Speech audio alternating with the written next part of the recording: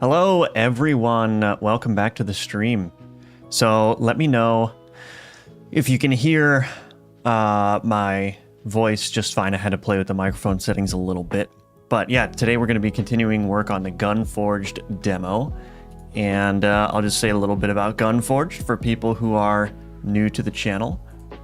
So Gunforged is a 2D arena roguelike shooter in the vein of Vampire Survivors and Brotato, where you fight in these timed waves where enemies consistently spawn during the wave, and your goal is to construct a build that is maximally efficient for killing these enemies. So I've just completed that wave, and now I can forge my gun out of several different parts. But first, I'm given the option of choosing a passive, and passive abilities are permanent abilities that last for the duration of the run. And so, for instance, I can choose Zap here, which will zap the nearest enemy with lightning every 2 seconds. So I will have that now for the rest of the run. And then I get to choose a weapon upgrade. And here I get to see what the new part is. So this is the shotgun receiver and how it changes the stats of each of my guns. So I'm just going to click Reforge, and that will give me an opportunity to choose a new one. And you can see that I've got increased stats, but also this affix here, which does increased damage for the first bullet of the magazine. And unfortunately, I didn't get any upgrades here except for some minor stat increases. So I'm actually going to take the 10 gold instead. So every time I finish a wave, I'm guaranteed to get some kind of reward. And then I can advance the wave here and continue on. And the waves get progressively harder. New enemies will start to spawn. And your goal is basically just to keep up your damage and your build in order to survive the waves and get to the bosses and to the end game. So that's the game. I'm sure many of you have seen it already, but that was just a brief intro for people that haven't. So if this looks interesting to you, you can wishlist Gunforged in the description below on Steam.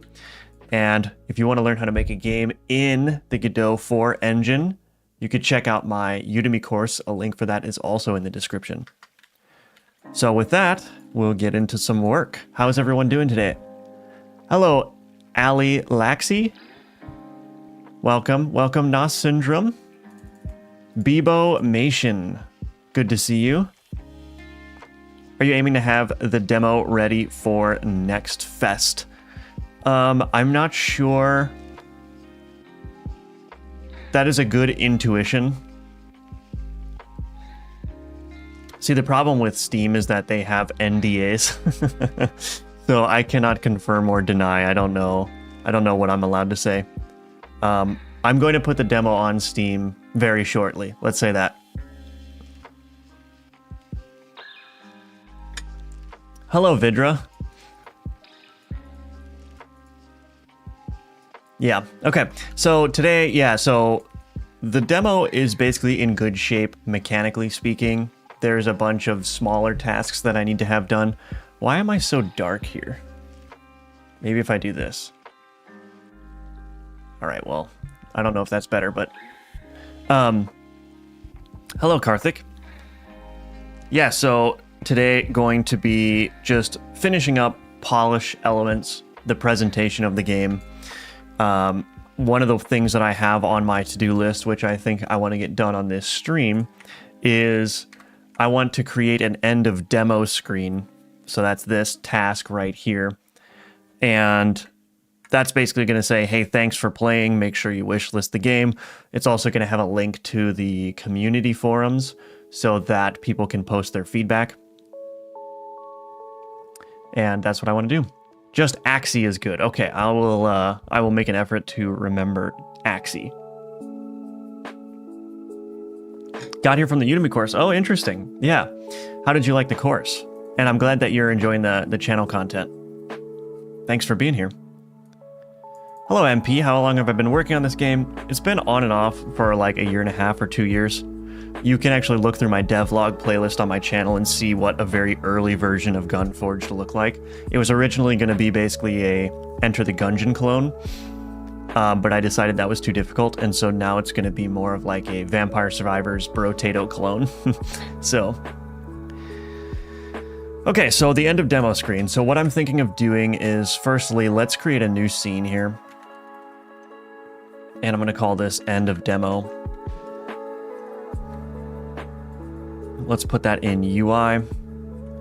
And I'm going to instantiate this blocking UI component. Also instantiate, what do I want to instantiate? I want the dimmed background, which gives me an animated background like this.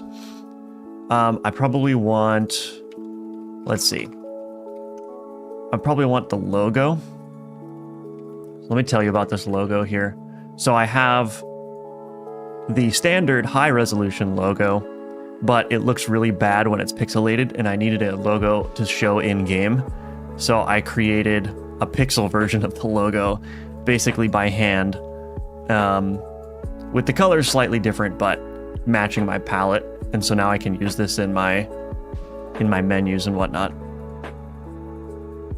So I don't know, maybe I'll share how I did it. It's a neat little trick. So what you can do is you can upload your logo image or any image that you want to pixelate to a quantizer. So you can quantize the image from an online service, which basically limits the number of colors that are in it. So I quantized it to like 10 colors, and that made doing color replacements across the logo very easy. There were still a lot of little noise issues that I need, like individual pixels that were out of place that I needed to fix. But generally that made it pretty easy. So just a quick tip for you. So I'm going to go with my trusty margin container here and set that to full rectangle. And I think basically what I want to happen is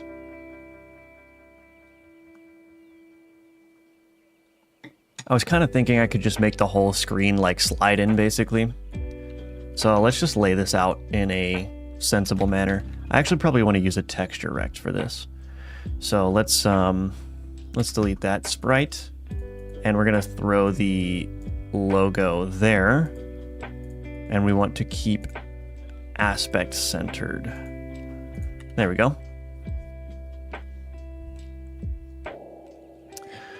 Axie, I love how you explain step by step and actually modularize the topics. Many courses, the tutor just focuses on getting a task done and jumps all around the UI and functions. Ah, okay. Yeah. Well, I'm glad you like the format. Yeah. I'm glad to hear that you noticed that it was like helpful bite-sized chunks. I try to keep it to like 15 minutes a lesson. For those that don't know about the course, I try to keep it like 15 minutes to a lesson or less, where we accomplish something very specific. And then you just kind of like the whole game is just built on those tiny modules, basically. It looks like it does enough differently from other VS games to be its own thing. I hope so, yeah. Yeah, because the other VS games are basically like you don't aim, right? You just move and then select your upgrades. So this is more of like a twin stick shooter, but in that same formula.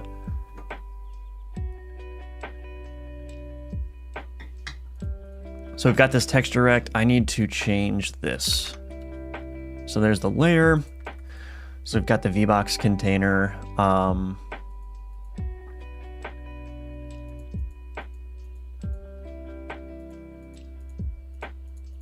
And then maybe just trying to think of how I want to lay this out here. So if I do something like end of demo, change the type variation to bold outline, and then maybe increase the size here. Let's see. Font size. I forgot if this is it increments of 7 pixels? Yeah. So I can do 14 pixels. And then I probably want to increase this outline size as well.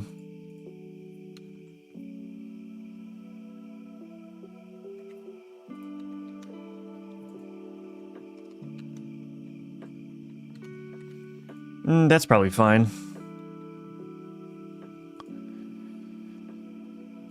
Center, end of demo. So let's, yeah, I don't really know. I don't really know what to put on this screen here.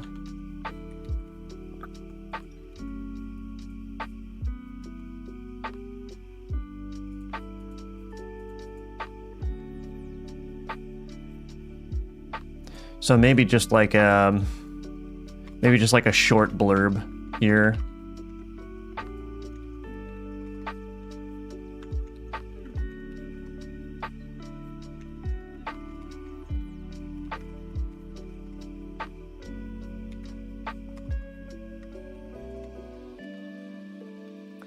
The community forums to leave your feedback.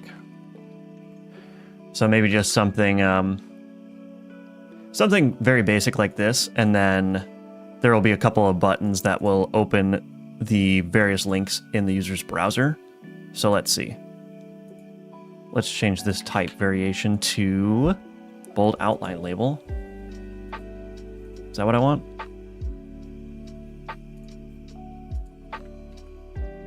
I need like a normal version of the outlined text, I think. So I might have to create a new variation. Let's see. Bold outline label. Okay, let's create a new variation. I don't remember, did I cover theme variations in the course? I think I did, but maybe not. So anyway, theme type variation. So if I go to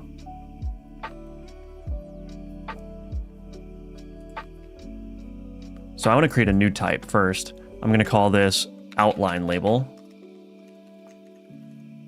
Add type. So now I've got my own custom type here. And then I can select the base type in this tab. And I can say base type is label. And that means that it will inherit all of the properties from label. And then all that I want to do, actually, do I want? Yeah, I think that's fine. And then what I want to do is I want to just change the outline size here to something like 4, and then change the outline color to, we'll just keep it at black here. So now if I go to my second label here, and I say outline label, there we go. So we've got the normal text with an outline. Pretty straightforward. Do you have any tips for a dev who has started a lot of games but quickly gets discouraged because I'm terrible at art? Super impressed you're able to do both well. I was in your same boat. It's just a matter of you have to make the effort to practice art. And it's a lot easier to make passable art than you might think. A lot of it is rules-based. So you may not be the best at like drawing, but if you make sure that you're using colors properly, you can get away with a lot. So I think what I would recommend is constraints are very important when you're learning art. So when you're trying to draw like pixel art, start with a color palette that's predefined that you know looks good. For example, if somebody else has made a piece of art with that color palette and it's amazing, then that proves to you that, oh, this color palette can be used to make really good art. And then just only use those colors when you're trying to draw.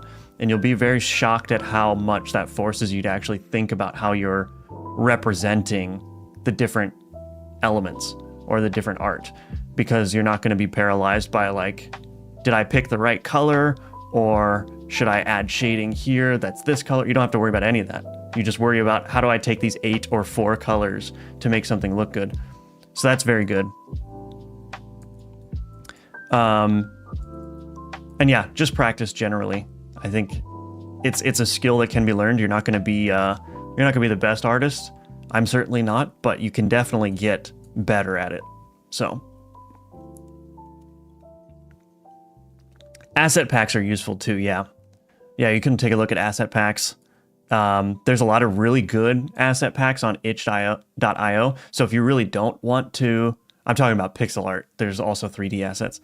So if you really don't want to spend the time to learn and you just want to get something looking good, asset packs are a great way to go, because then you can focus on designing your game and building it rather than the visuals. So that's another option as well.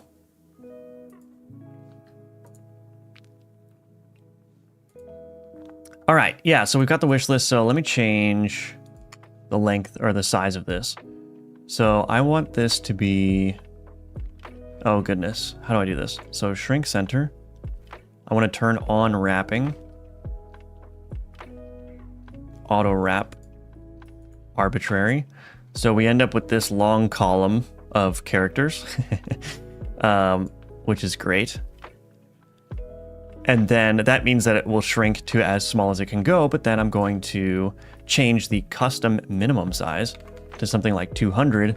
And so now I've got like a nice little block here of text.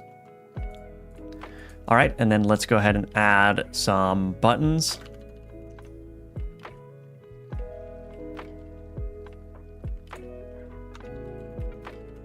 So we got the wish list button, and then we've got the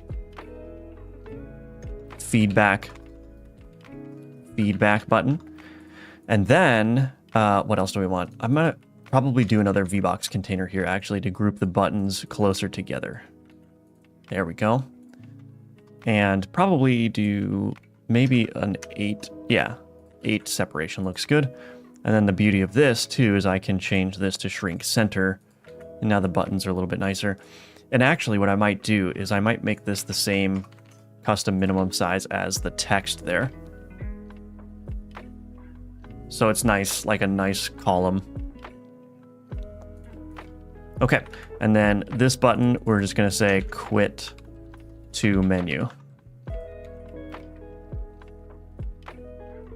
All right, awesome. So let's rename these things to be more appropriately named. So we've got, oops. So we've got the wish list button, feedback button, and the quit button. This stuff doesn't need to be renamed. So all of this is going to kind of be animated in, I think.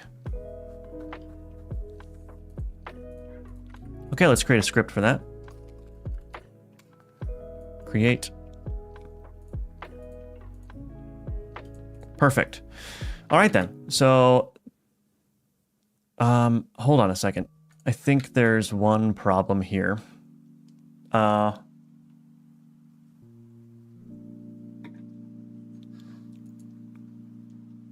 Yeah, 1 second real quick. I want to change this blocking UI component.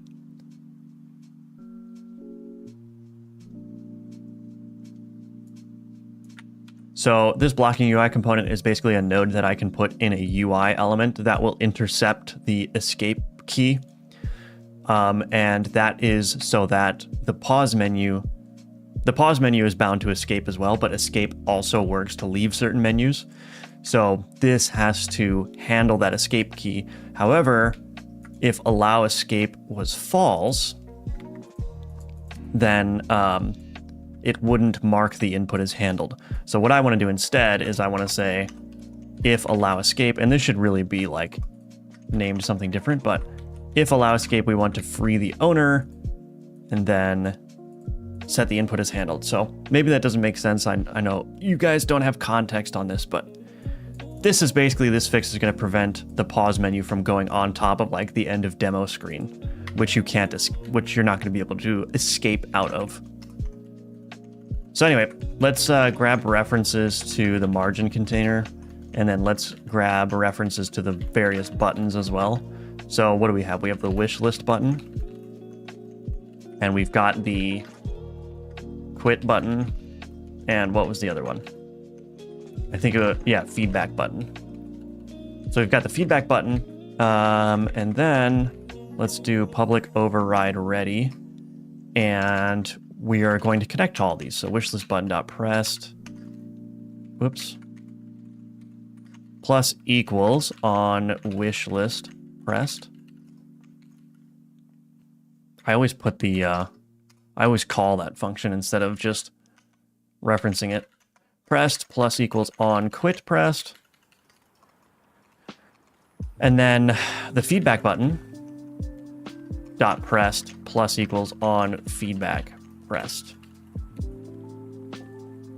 Okay, I wonder, I've never actually tried this. Can I generate? Ah, sweet. I can just generate these methods automatically. That's very nice.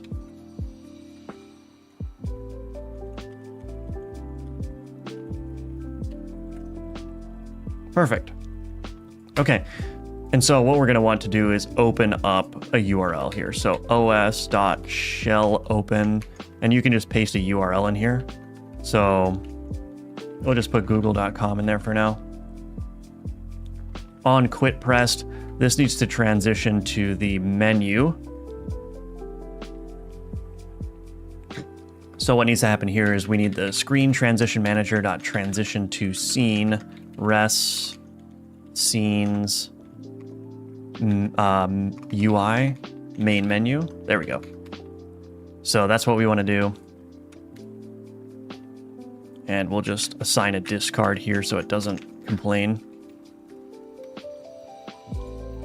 And then on wishlist pressed, same deal. We're going to want to put in the Gunforged page.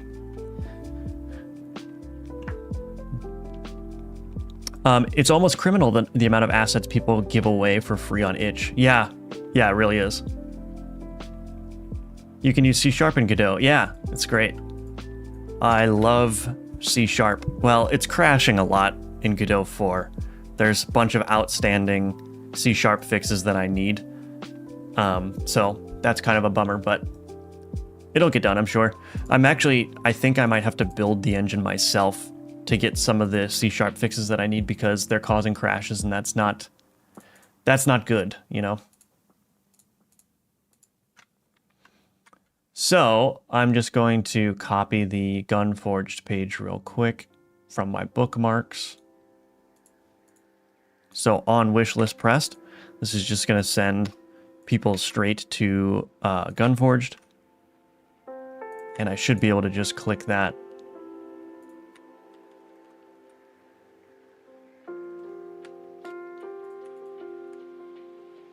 Yeah, so there we go.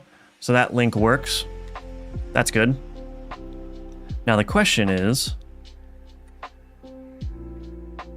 view discussions.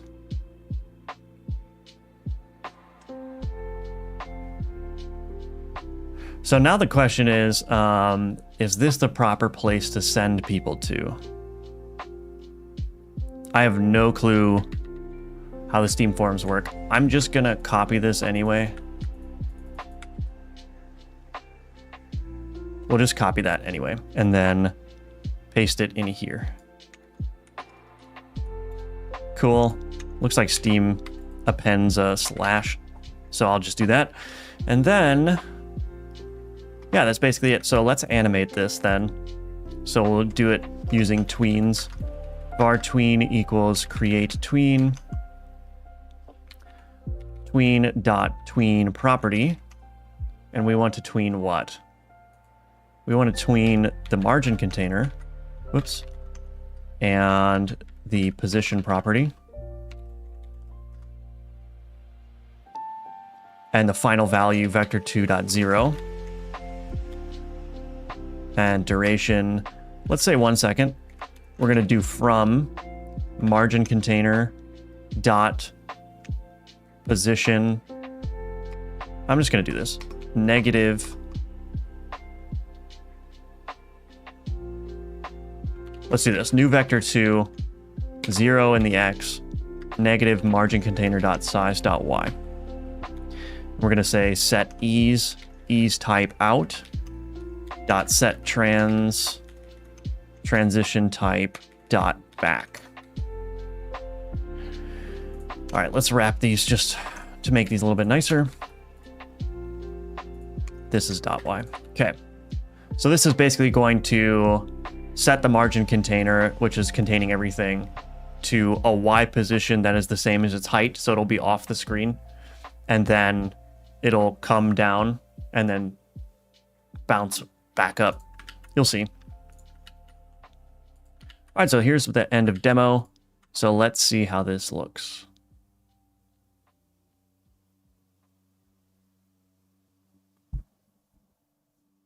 It did not work. Why not?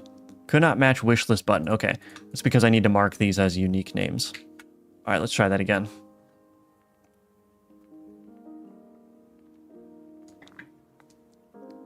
Cool.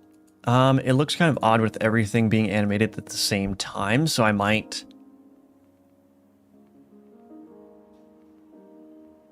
And there's like no motion here. So I'm going to change a couple of things.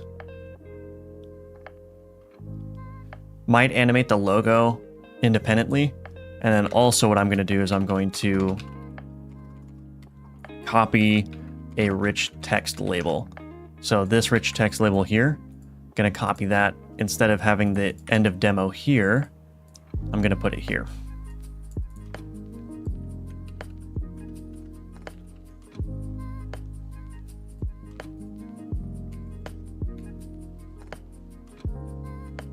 Okay, let's see what that looks like in game. I think that's fine. Let's see if we can add a little bit of different animation to the logo, perhaps.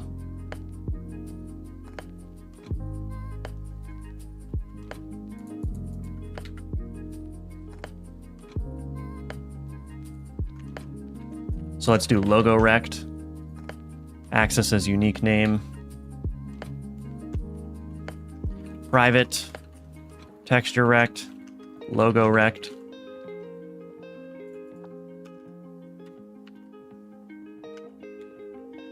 Logo rect dot. So the thing is, if you make a control node invisible, so if you toggle the visibility, it technically gets removed from the flow, and so you can see that everything shifts up when I hide it. So if you want to make an element disappear without it affecting the flow, what you would have to do is use the modulate. So I can just turn the modulate to transparent, and it's still there. It's just not rendering, or it is rendering, but it's rendering as transparent. So I'm going to be doing that. So here I'm going to say my logo rect.modulate is equal to colors.transparent, and then I can create a new tween. So we'll do var logo tween, and then we're going to say logo tween please, thank you, dot tween property logo rect. We're going to tween the modulate to colors dot white, and we're actually going to do that over 0 seconds, because then we're going to take the logo tween property logo rect scale. Maybe I don't need this. There is an issue with like flickering, so it may briefly render before it gets set to transparent. So that's kind of why I'm setting it here, just to make sure that it doesn't flicker. But I might not need to do that actually. So let's do vector2.1, and we're going to do it from, well, we'll do it over 0.5 seconds, but we'll do it from vector2.0. And then let's say set ease. I just like the, I like the back transition type, ease out back, transition type dot back. It just gives a nice bouncing, and it's very easy to do. That's why I like using tweens, because a lot of the built-in like tween curves, or whatever you call them, easings, they just look very nice with minimal setup. Like, this is much easier to do than trying to set up an animation player that feels right and has the right kind of springy motion. It's just easier to do this. And then we also want to here, oh, I know why I did this, because I want to do like a set delay here. So I want to say logo tween interval, something like 0.5 seconds. So it needs to be invisible for 0.5 seconds before it becomes visible and then animates in. So let's see how that looks.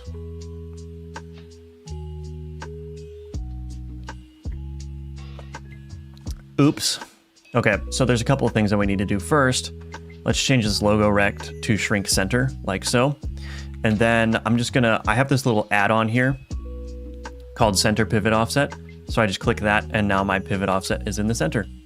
All right, let's see how that looks now.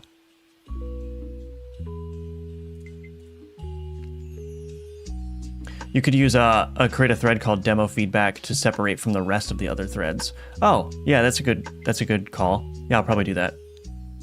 Generally a bugs thread as well. So feedback and bugs. Okay. Yeah, I think I will take your suggestion and do that. Now, why is this still looking awful?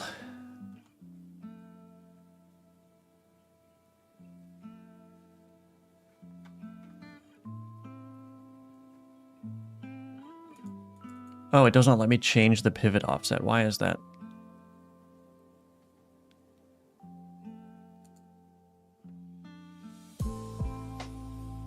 It's interesting that it won't let you change the pivot offset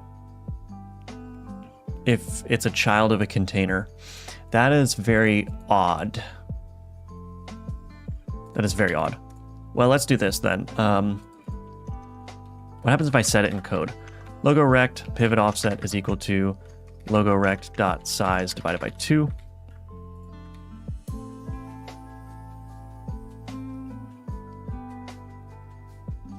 Okay. For some reason it works when I set it in code, but it doesn't work when I set it through the inspector.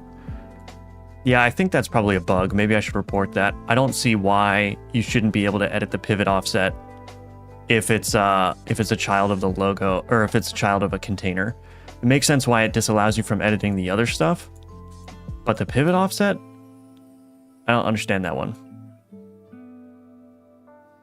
I don't know. Godot's UI is nice and flexible, but it's very hard to animate. It's like I had to make basically my own UI nodes to handle animations in certain instances.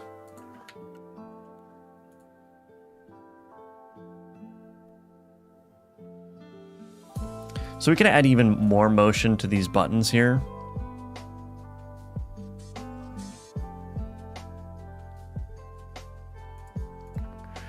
I might even, I'm kind of thinking maybe...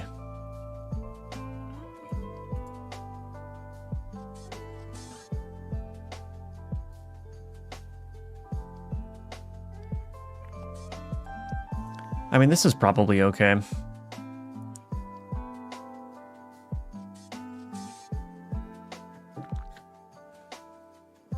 Yeah, I mean, if I want to animate everything differently, I'm going to have to get rid of this slide in and just have like the logo. Well, I guess I can keep the slide in, but just change the order of when everything appears, like you said. So let's see how that looks. So we got the rich text label. We've got the label here. So I think what I need to do probably is group these in another VBox container. Oops, I don't want to move the quit button. So group these in another VBox container. Separation 24. Is that what the separation was? Also, one other thing I want to do is change this to shrink center. Center everything a little bit more. Cool. So let's just call this label container. Cool. And then button container. Let's mark these as unique name. Let's see what happens when I tween those as well.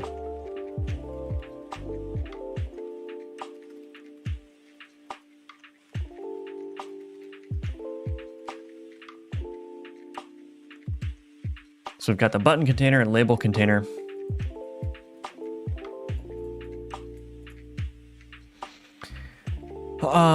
Let's do this.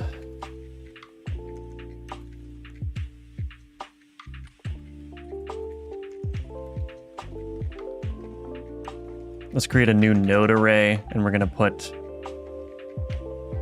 the logo rect in there. We're gonna put the button container in there, and then we're gonna put the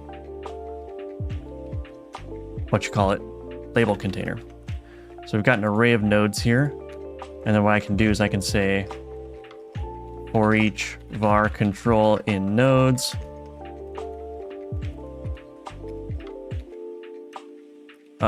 What is going on here? There we go. Actually, I probably want to do just a standard iteration here. For var I equals 0, I is less than nodes.count, or length, I++. Var control is equal to nodes I. And then here,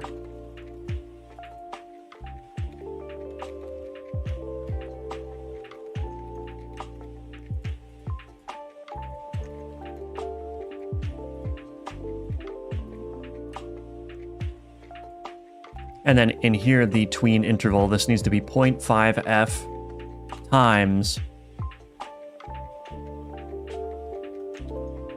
I+1. All right, let's see how that looks. What is this saying? Remove redundant type specification. Okay, well. All right, so let's see how that goes. Okay, generally speaking, it's all right. I think what I need to do is I need to say control.pivot offset is equal to control.size divided by 2. All right, let's see how that goes.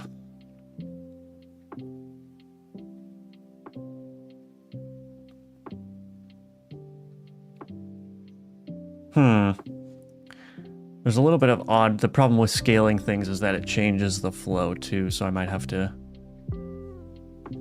figure that out. Or I can just decrease the delay between each of these.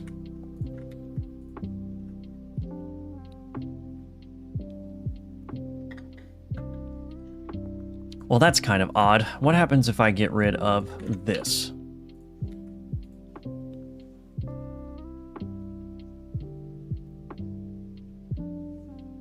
Ah, that looks fine. Yeah, maybe I just don't want to animate the margin container in.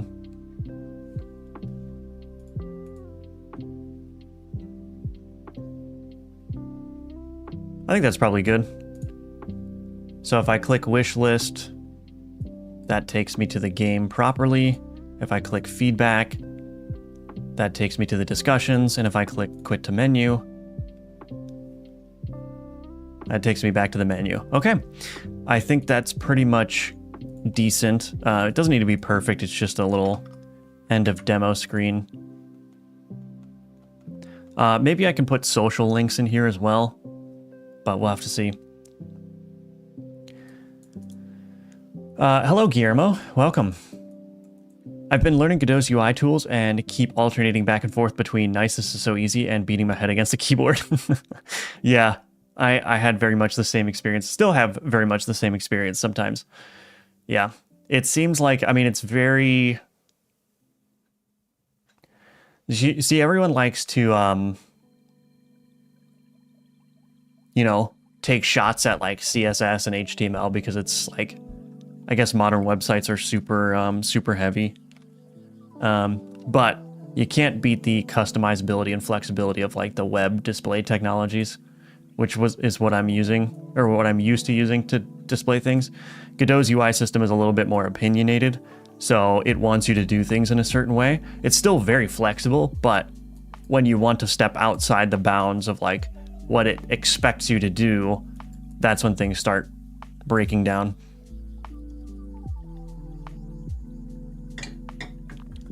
Hello, Amen. Amen. I watched an old video of yours where you talk about procedural dungeon generation, but you don't seem to be using that currently in the game. Why is that? It's because I just switched how the game was designed. The game was originally going to be a Enter the Gungeon clone, and now it's more like a Brotato Vampire Survivors clone. So I don't need the procedural generation anymore. I really dig how fluid it looks. The popping up bigger than the actual size just to add some frames. Yeah, it's like a little bit of springiness, bounciness. I like it too. All right, so there's the end of demo screen. So now we actually need to make this appear when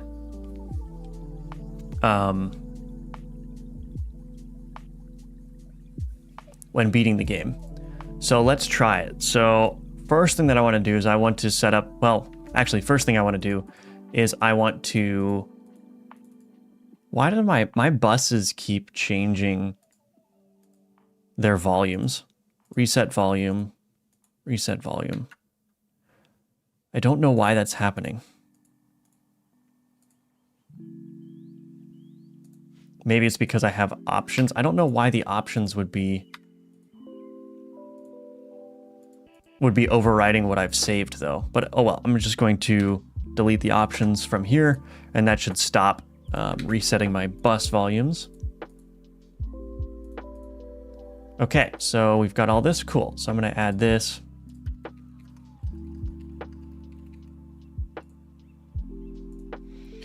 All right, so now we need to make this actually appear. First thing I'm going to do is I am going to create a demo flag. So if I go to export, let's rename this to Gunforged Windows. Let's call it Gunforged Demo. Gunforged Demo. Gunforged Demo. Okay, and so the interesting thing about your exports is that you can go to features here and you can add your custom features. And so I'm going to add demo here, and you can see that the feature list appears here. Now, I do have a video on feature flags, how to use them in Godot, but for everyone's information here, I'll just go over them very briefly. So a feature is essentially just a piece of string data that tells you something about the nature of the build. So this one, it's a demo build, it's a PC build. I have no clue what S3TC is, but it's for Windows and it's for the x86 architecture 64-bit. So I know all of those things. So when the game is being run on Windows, I can actually see if each of these flags is present. If I go to Linux, you can see that the feature flags have changed to Linux and PC. And for Mac, there's a couple of different ones, universal.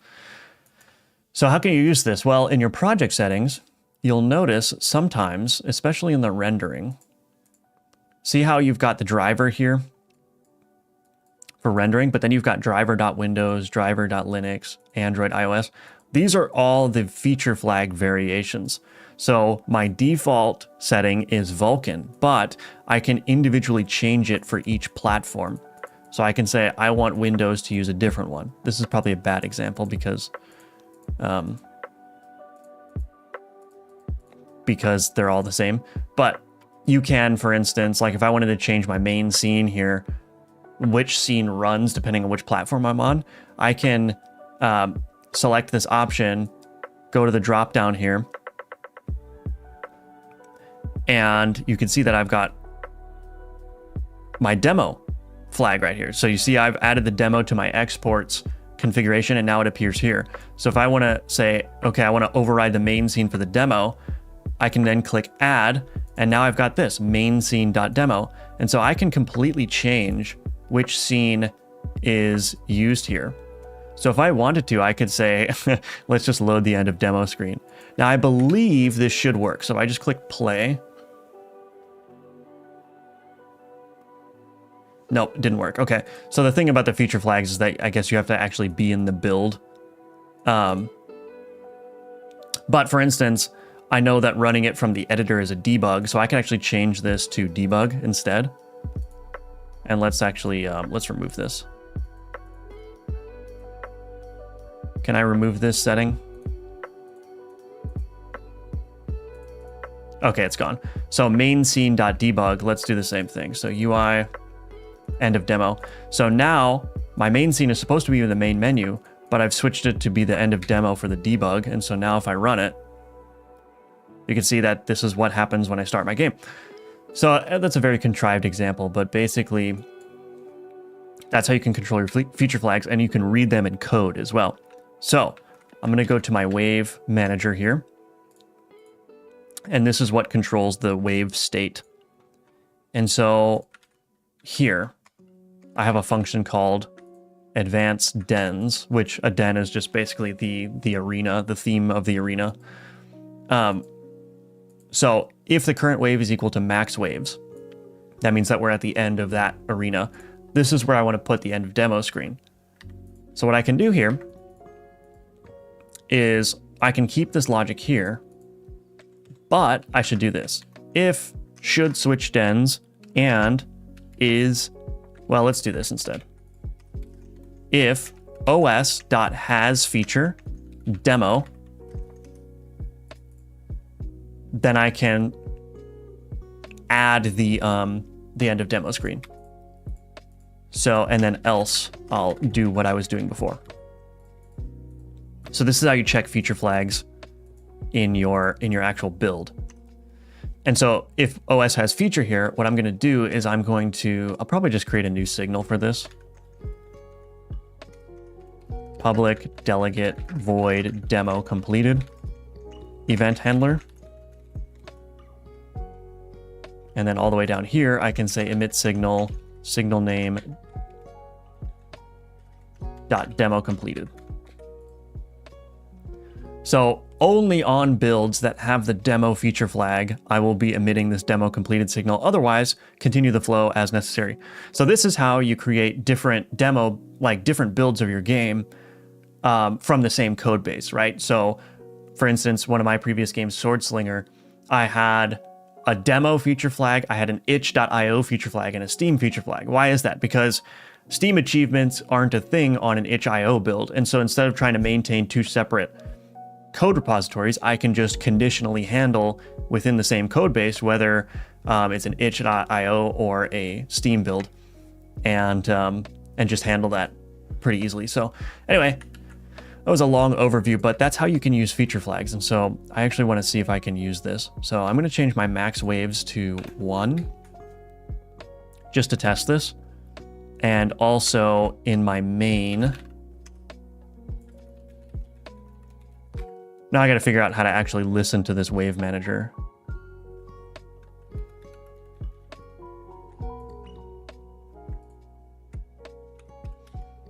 I could put it in the game events, maybe. I have like a game event singleton here. I could put a demo, but this is not really a game event necessarily.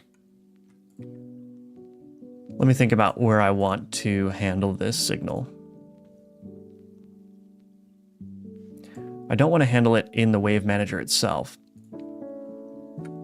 Advanced arena. Den switcher component.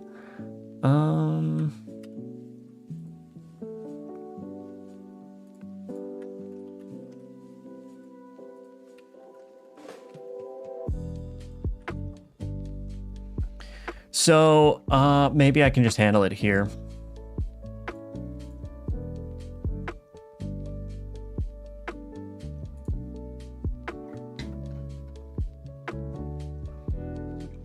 I think I will make it a game event. It doesn't seem completely right to me to put it here, but I don't really know where else to put it, and I don't want to come up with a whole solution for something that's just going to be for showing a demo screen, you know? So I think what I'll do is I'll just say demo completed event handler.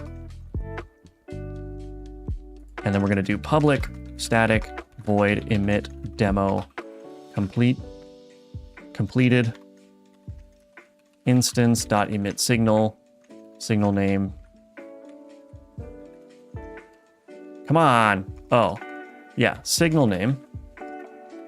Why are you giving me a bunch of not suggestions or wrong suggestions? Demo completed. Okay. So now in here, instead of having this, what I can do is I can game events dot emit demo completed. Okay, perfect. So now I can handle that elsewhere. Do you have a process for researching and learning how to make new mechanics? That's a good question. That's something that I've struggled with quite a bit, is like figuring out how to make mechanics work, and I'm still struggling with how to analyze whether my game is actually fun or not. I'm sure feedback is going to be a huge part of that, but basically what I've been doing is just buying up a ton of like $5 Vampire Survivors games that have good reviews, and I've just been trying to figure out like what about those games makes them fun, you know, because like the thing that's weird that I've encountered is that you can make your game have all the same mechanics on paper as a game that's really fun, but then your game won't be as fun, and it's usually because you're missing some aspect of, I don't know, I guess player psychology. Technically, you're just like not presenting it in the right way. I don't know. It's just something that I'm still kind of struggling with to figure out. But yeah, just buying up all the cheap games in the same genre that have good reviews and just playing them and analyzing and trying to glean whatever information I can. That's been my general approach. So in my main here, let's handle that end of demo signal. So game events dot demo instance dot demo completed plus equals on demo completed.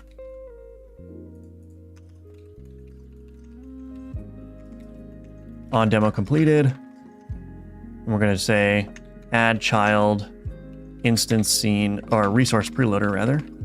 Resource preloader instantiate scene or null.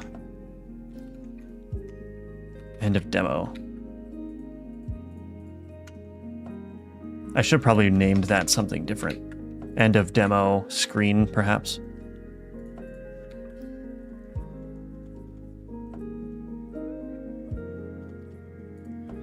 I'm going to rename this. Rename end of demo screen.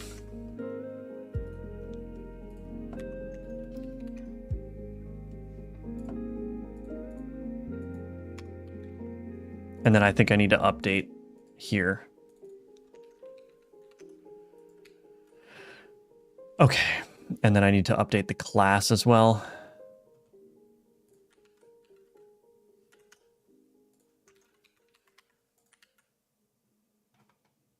All right, so let's see if that works. I've set the waves to only be 1, so after the first wave, I should see the end of demo screen.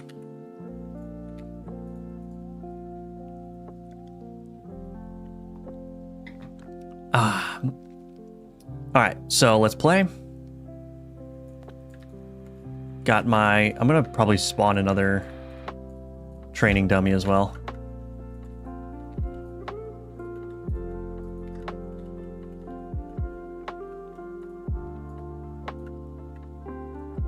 The Rat King! I forgot, since there's one wave, this is technically a boss wave. Let's fight him.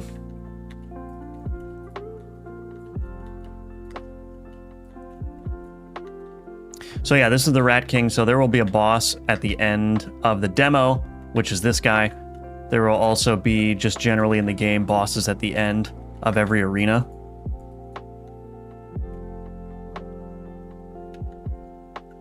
So this is presenting the upgrade even though the demo's over, so that's not good. I probably want the demo to be shown immediately after.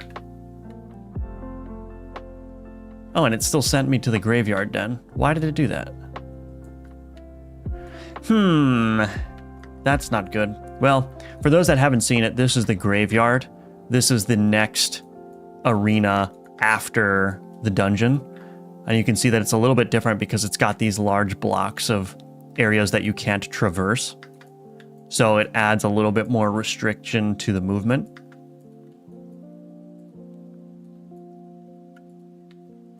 So yeah. All right, time to figure out why that end of demo, first of all, why it didn't work. And second of all, oh wait, here we go. Oh, that's something different. Okay, never mind.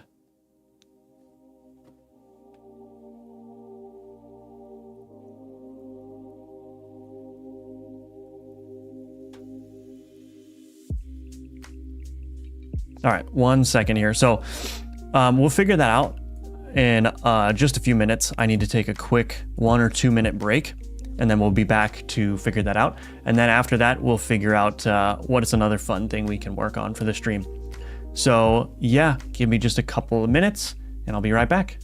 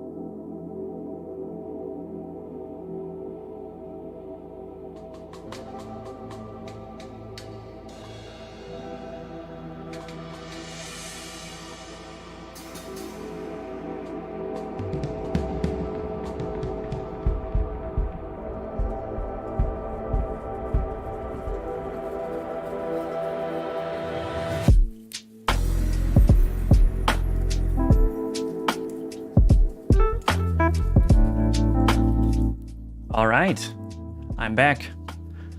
Had to top off my coffee. All right, let's do this. Let's figure out why this isn't working. Bugs are the most fun things. I don't think this is really a bug. I think I just didn't do the flow correctly. Well, it kind of is a bug actually, because this should have been shown. Advanced dens, let's see. State cleanup. I don't really like how this flow goes. I might... Maybe I'll just like rip out this logic for advancing the arenas, because I don't really... It doesn't really work that well anyway. And I don't need the second arena for... I don't need the second arena for the demo.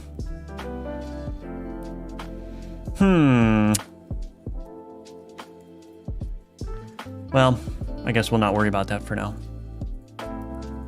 So state rewards, state wave completing. So what happens is we've got the wave completing. When it advances, it will go to the state rewards.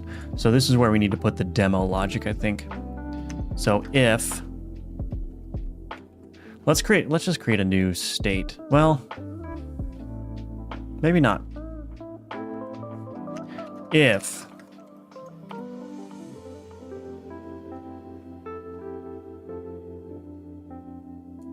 let's get rid of this.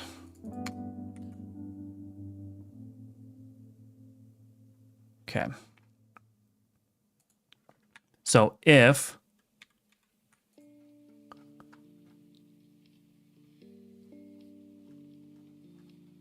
current wave equals max wave. So if var is after boss wave is equal to current wave max waves. And then, so we'll say if is after boss wave and os.hasFeature demo.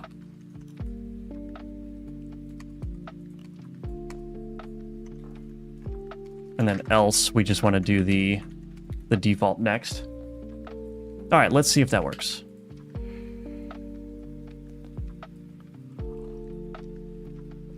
Good morning, Drufus. How are you doing? And yes, people need to stay hydrated. Water's good.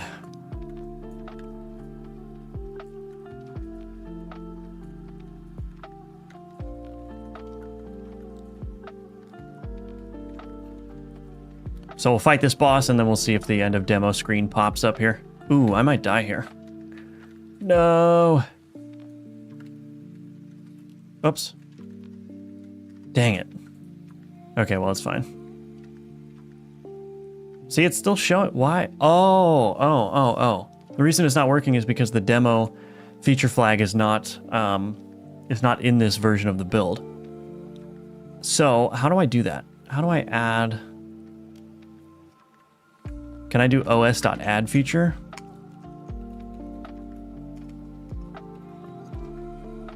Feature.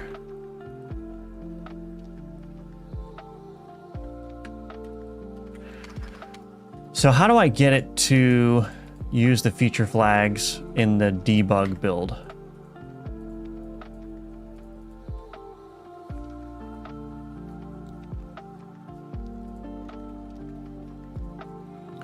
I don't know how to do that. I was under the impression that if I selected my Windows build and then turned on runnable, like so, that it would use my feature list, but I don't think it does. So we're just going to have to fake it. All right, so I'm basically just hard coding true there to see if it works, and then once we verify that it works, I'll just remove that. Seems kind of like a hacky way to do it, but if it works, it works. Also, I don't need to fight this guy again. We'll turn on debug mode so we do instant kills. I also need to skip the menu too.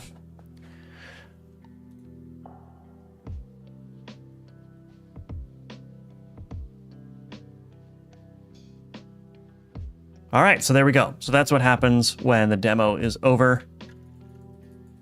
I do need to add a cursor lock component. So we've already verified that these buttons work. And the main menu works. Cool. All right, so that seems to be working just fine. Let's go ahead and go to the end of demo screen. And we're going to add a cursor lock component.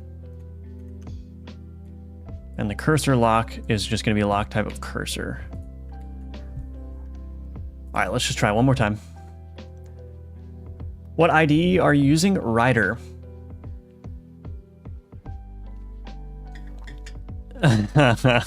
That's funny. That's funny, Axie. I'm going to have to say that. Did I answer your question, Jacob? I'm using Rider. I think I answered that, but yeah, I was using VS Code. I really like VS Code still, but it was slowing down a lot. C# with C# projects. So like I had to switch to Rider, which is much faster. But I would be using VS Code if I had the choice. Rider is really good. It has a lot of really nice features, but I don't know. There's something about VS Code that I just enjoy more. But I enjoy productivity above all else. I can't be waiting 5 minutes for my completions to complete. All right, so let's remove this true here. So we verified that that works.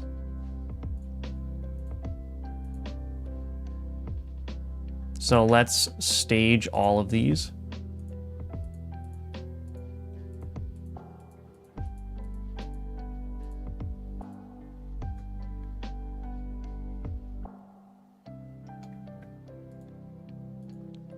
And then I don't need to keep this dungeon.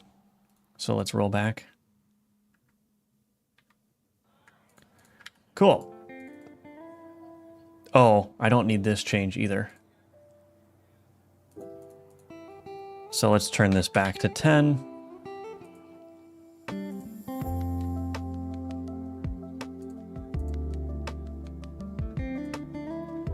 Cool, so yeah, so it'll show the end of demo screen after beating the boss. Sweet. All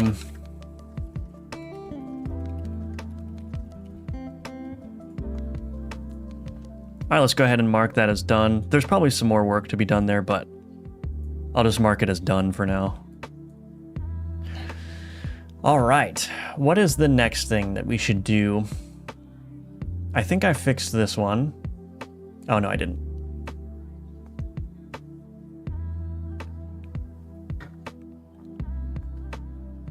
So there's more UI work to do, which is kind of boring.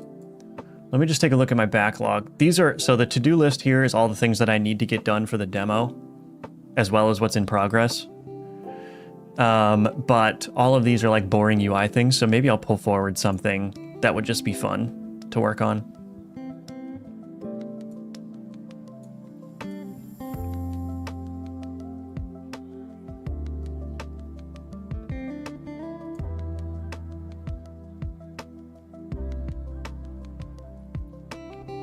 Interesting, okay. Well, one of the interesting things is to create the shader and material pre-compilation. So that might be a fun thing to work on for stream. That's very code heavy. So maybe I should do that. So just for context on what this is. So when Godot first encounters like a particle material, anything that's a shader material, which includes particle process material, as well as shader materials, anytime Godot encounters that for the first time, it has to compile it. And that can create noticeable stutters in your game. And so the way around this, and this was unfortunately not fully addressed with Godot 4, there is some type of shader caching in Godot 4, but it doesn't prevent the kind of issue that I'm talking about. So in order to prevent this, basically what you need to do is you need to save all of your shader materials as separate files, and then like load those. You have to load them into a node that's actually in the tree so that Godot compiles it, and then you can remove the node. So it sounds very complicated because it kind of is, but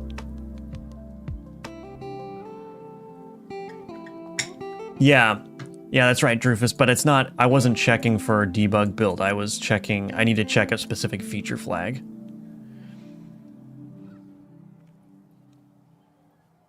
Okay, so let's work on this one. So create shader and material pre-compilation.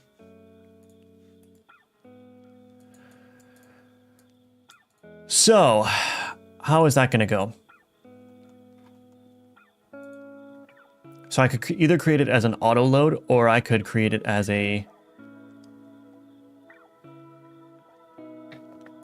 just its own scene here. Maybe we'll do it as its own scene.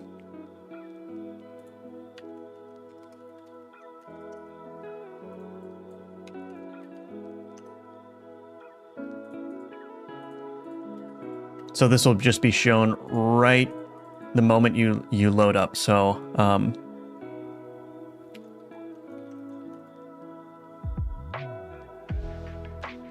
well, let's just call load game screen. That should be fine. Scenes UI, load game screen, sure.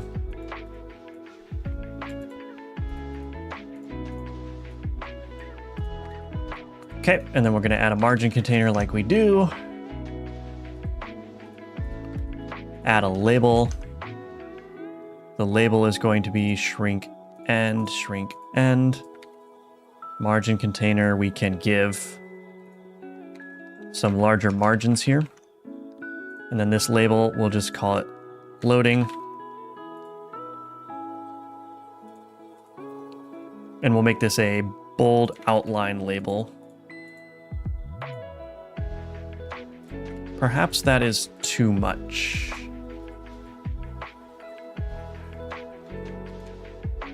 Did I do something wrong here? Did I? No, that's fine. Okay, well that looks nicer. So we got a little loading here. Basically the game is just gonna freeze up while this is happening.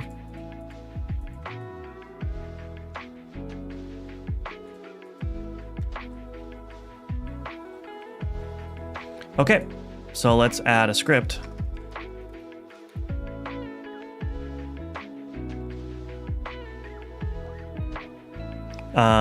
Why isn't this working? Scripts, yeah. So game.ui, I think I forgot to add my namespace to this screen as well.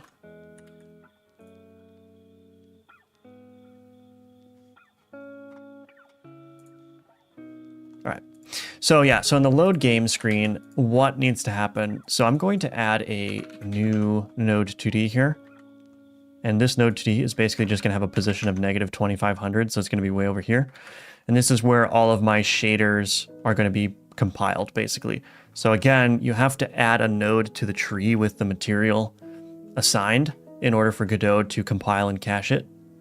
So I'll just have this as sort of my compile parent. So I don't need to manually set the position to everything of off screen.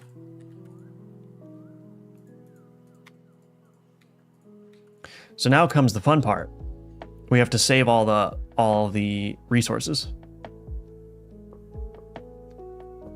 Now I'm actually wondering if there's something clever I can do here.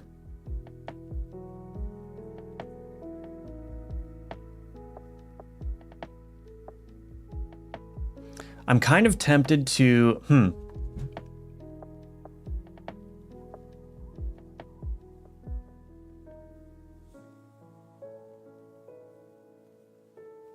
Instead of manually trying to, so basically what I would have to do is if I went to my blood impact particles, for instance, in order to get this to work, I would have to go into this scene, save this file, this particle process material as a separate file, as a standalone file. And then I'd have to iterate over the directory that contains all of these files and then add them to particles nodes during the loading process. I don't want to do all that manual work. So I'm kind of thinking of doing something hacky, which I have to be careful may not work in the exported build. But kind of what I'm thinking is if I show all files, and I go to my scenes, effect, blood impact here.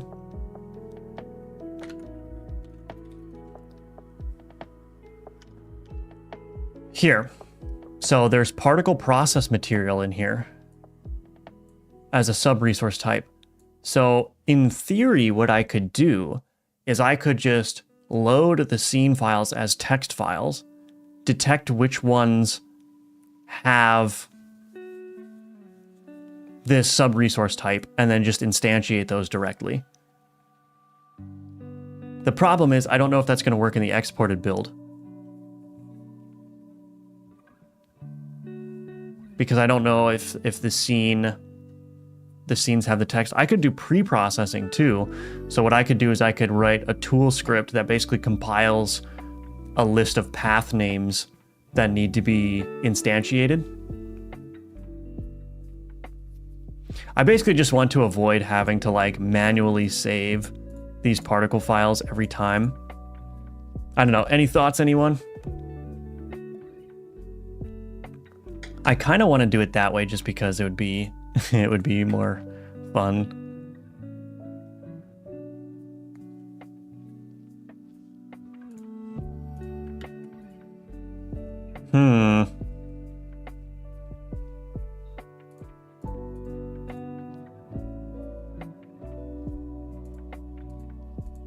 I kind of want to do that. I kind of really want to do that. So I'd basically have to recursively go through the scene tree, or the scenes rather.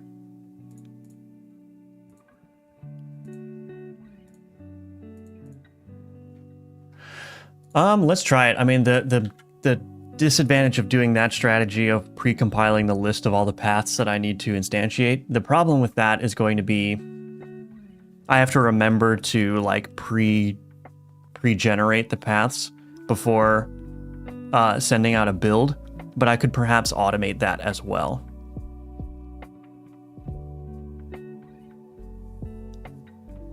Well, let's just start working.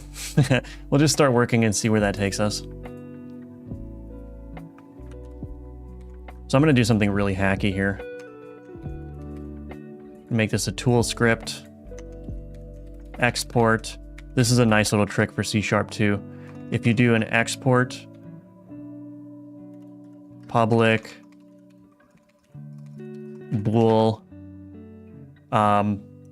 build or something like that, and then you do get return false, set if engine.editor hint do something, right? So I can do this.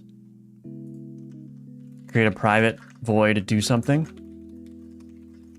And I can do gd.print yo. So what is this doing? What this is essentially doing is, if I build this now,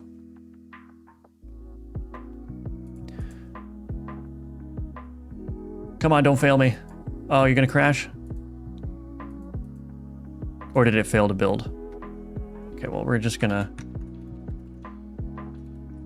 Let's see, open up the load game screen again. There it is, okay. So check this out, this is pretty cool. So what I've essentially done is I've exposed a button from the editor that will call a function when I click it. So if I click this, see how it just prints yo now?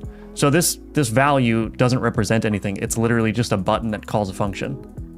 So it's a very hacky, very nice way of just exposing some manual functionality to the editor that you can trigger yourself. So what I can do now is I can, and this code is probably not going to stay here, but I'm just going to pre-generate particle list or something like that. And so now what I'm going to do is I'm going to read through the files. Now, we have the gun registry here.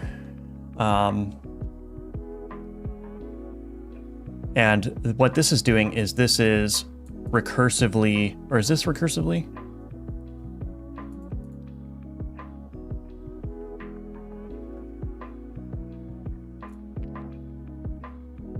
Oh, interesting.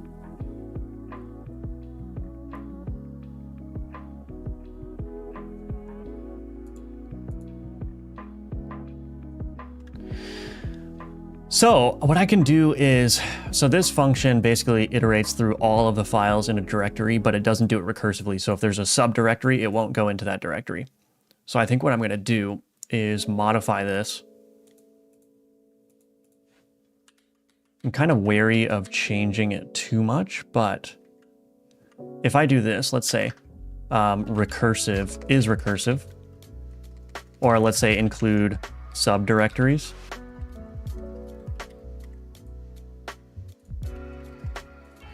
So include subdirectories. So if not dir is current is dir and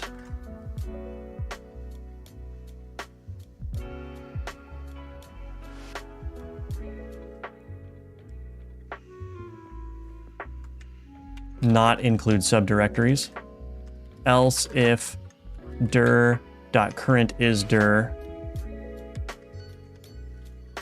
Let's do this. Let's make this a little bit simpler here.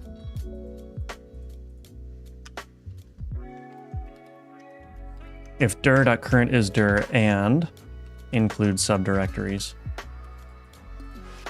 then what we're going to do is we're going to say for files in directory, file name. Do I need to do this?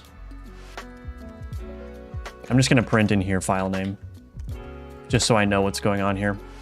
So when we generate this particle list, what I'm going to do is I'm going to say file system dot for files in directory res scenes. Oops. I always forget how to bring up the argument list here. Action.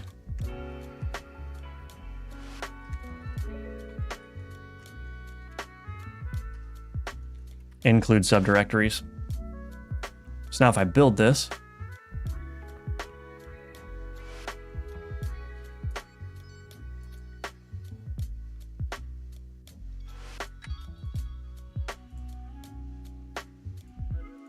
so that didn't do anything.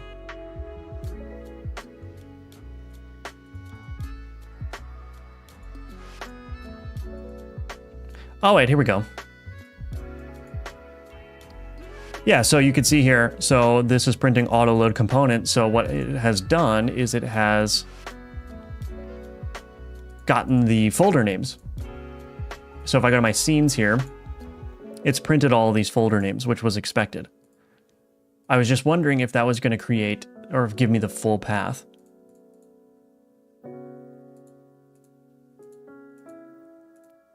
So now what I think needs to happen is, oh boy.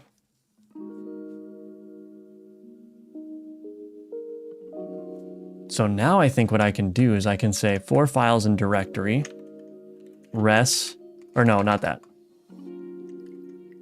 Path slash file name, file action, include subdirectories.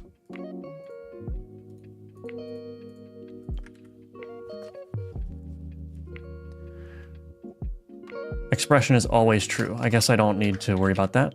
So we'll just pass in true. So this is going to do the same exact thing, so recursively, but it's going to go to that path now.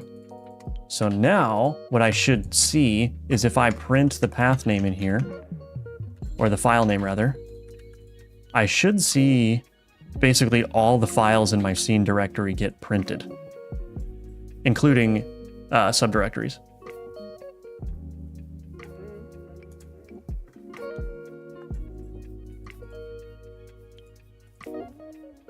Okay, I don't know why Godot freaks out so much with tool scripts.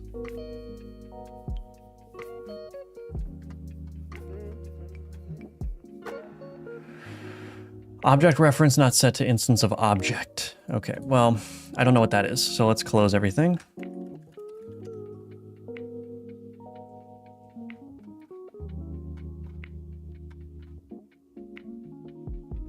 Now, why did it do all of this?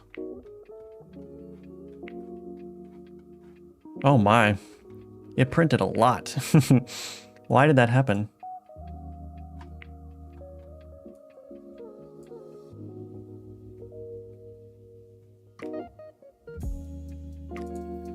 Why did that happen?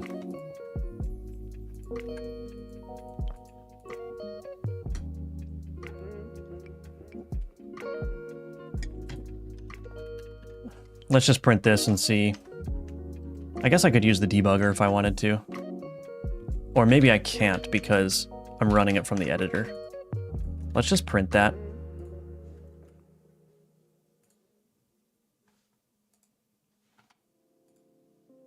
Also, I want to do this. And value equals true. Or just and value. Because I think what will happen is when I click this, it will attempt to set it to true. So, but Godot also sets it to false when you load the scene. So I only want this to be run when the incoming value is true. Okay, let's clear this. Let's build it again.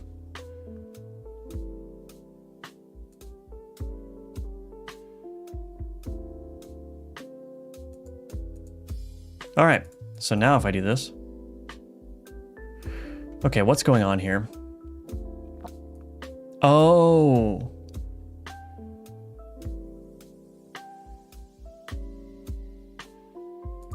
Wait. No, that should be fine. So rest scenes manager, that's correct. So I guess I'm just kind of confused why when I do this, it starts to freak out.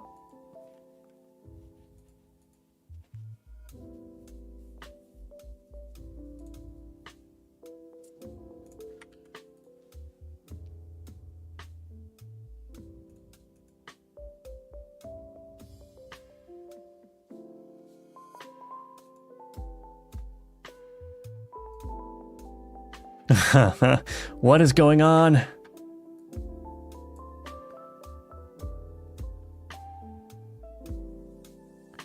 Unless these are all unique. I don't think so, though.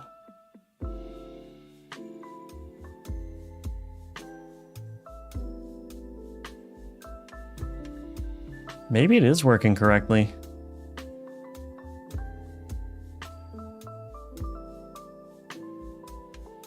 No, it's not, I don't think. Wait a minute. So I've got shotgun barrel here. And I've got it here again. So yeah, it's doing the same thing twice for some reason. Or multiple times.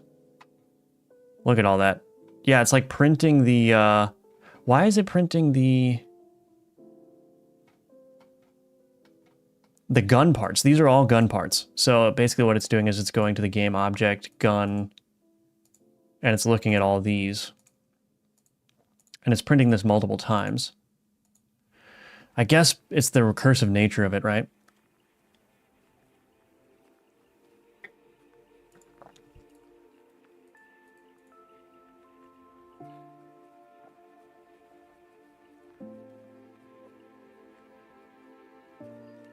I don't know what's going on here. Maybe I shouldn't be so fancy with the recursion.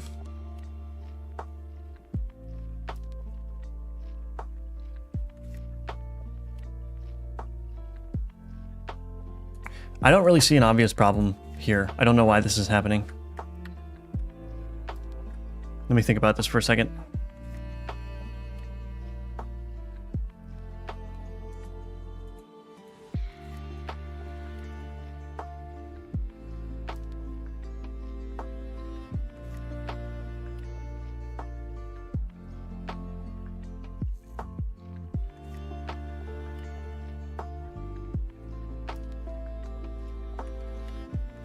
I think what I'll do is I'll print that path and see if it's calling recursively the same path multiple times. I think that'll help a little bit here. So then I'll go to my load game screen and I'll just remove this print. All right, let's build.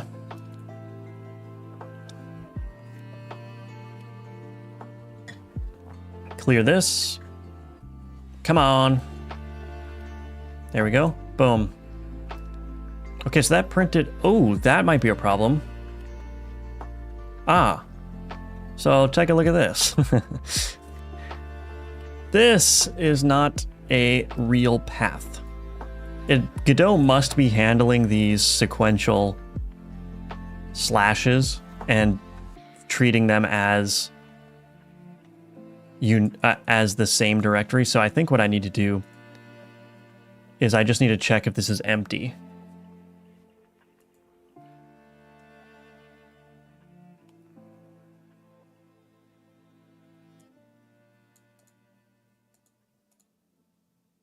If dir current is dir,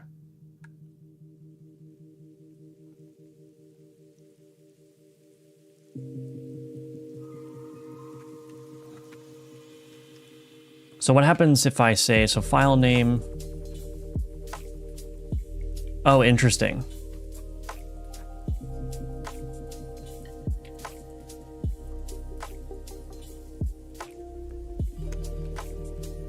If string.is null or empty file name, return.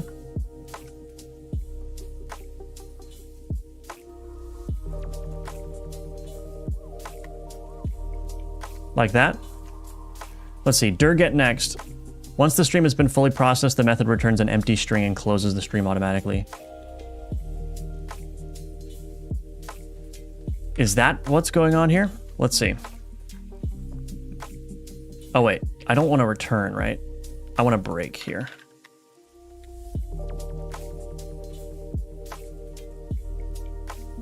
Yeah, so if the first get next dir call is empty, I need to break out of the loop. I don't think I was handling that situation. Now, I'm not sure if that's actually going to fix my problem here, but let's see.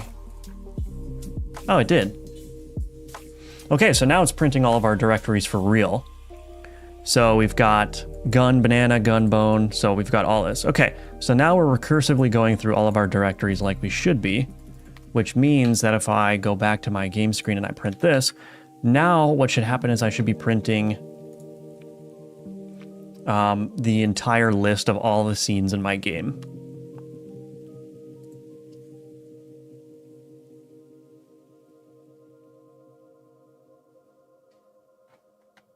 Okay, so how many scenes? So here's all my scenes. This looks correct to me, just like as a basic sanity check here. So cool, so now I'm recursively getting all of the scenes in my game. So now the next step is going to be to check each one of these for the existence of a particle process material. When am I expecting the demo to release? Soon, within a month. It's very close, Matt. Also, welcome to the stream. Good to see you. Yeah, I'm really eager to get the demo in everyone's hands, but I just gotta crunch these next couple weeks to get everything in place so that it's good.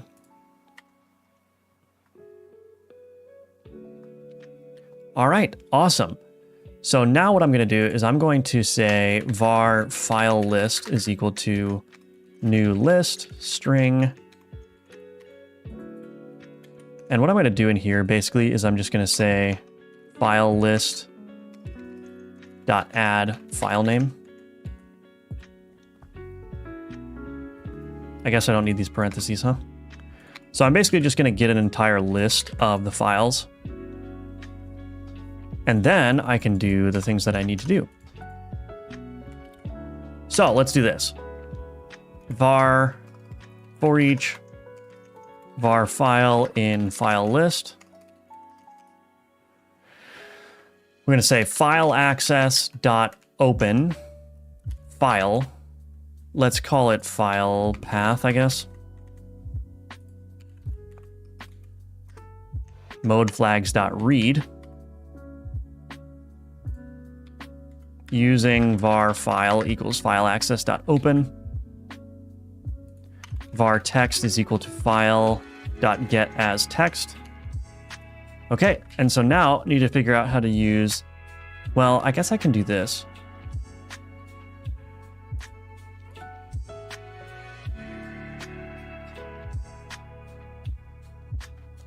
So if I go here, so we're gonna have this type particle process material in here. So I might just do something very basic. I might just say, instead of using a regex or something, I think I'll do if text dot contains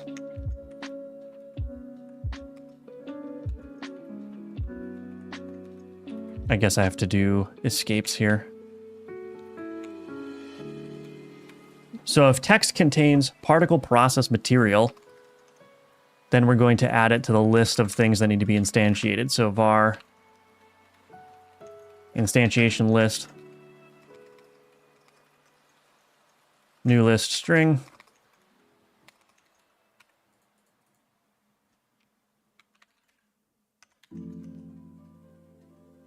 Instantiation list dot add file list, or sorry, file path. So this is very, very crude, but I think this will work really, really well. So I'm going to print that file path as well, just so I can see if that's working. So let's build.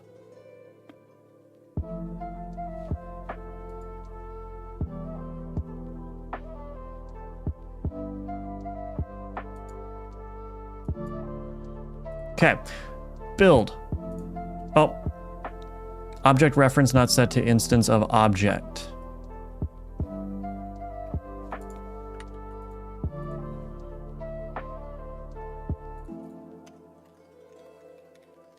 Maybe I just need to do this. If file equals null, continue.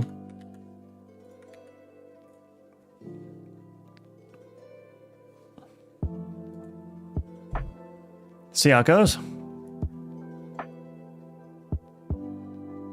This is one of those things that's not super entertaining, but needs to be done. So for some reason, this isn't working. File access open, file path. Let me just make sure that my file path is correct. It might not be, actually.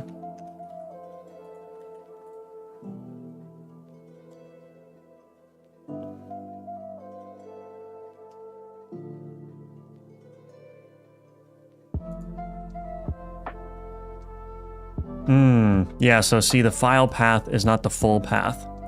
So that's not good. So that's the problem.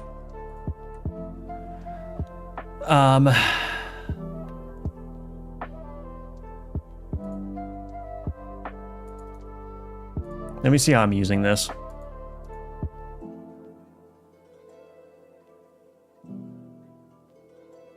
Yeah, what I'm going to do is I'm going to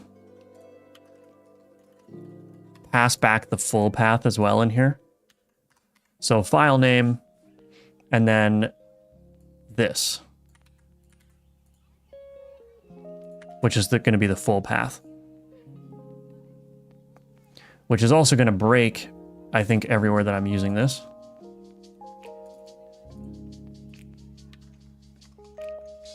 So I'll just add a discard because I don't need those.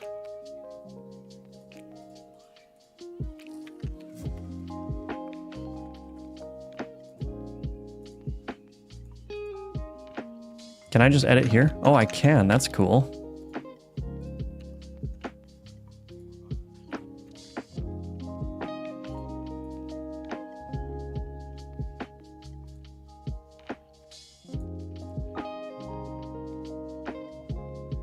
Sweet. So that ended up being easier than I thought it was going to be. For here, I want to do the opposite. I want to discard the file name and then take the file path.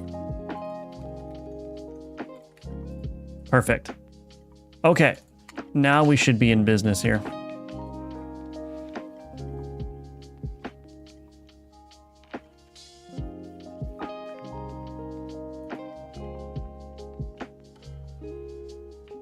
Let's clear that. Okay.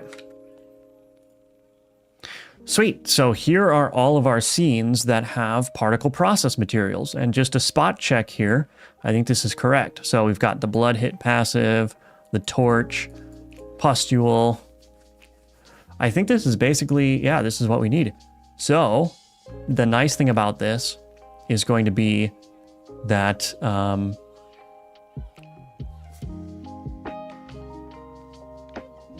yeah, I think we're just going to be able to grab this basically.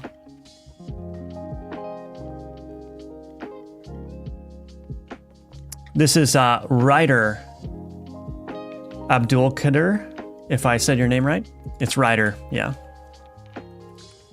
So now that we've generated this list, it's actually going to be very easy to do the instantiation. So this is my instantiation list. So now what we can do is, this is going to be a pre-build option. So this is going to be something that happens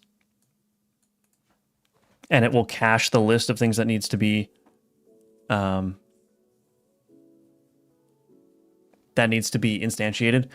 But I'm just going to merge them for now. So public override ready, just so I can test that this is indeed going to work. So public override void ready. What I'm going to do is, let's just return the instantiation list.